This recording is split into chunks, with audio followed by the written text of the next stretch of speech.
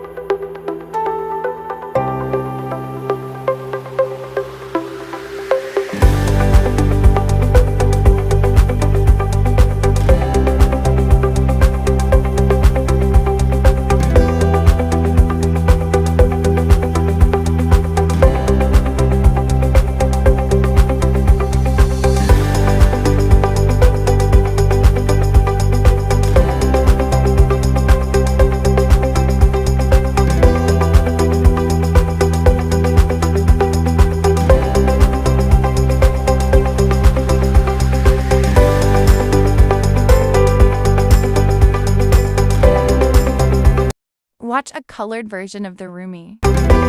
Subscribe for Derpy.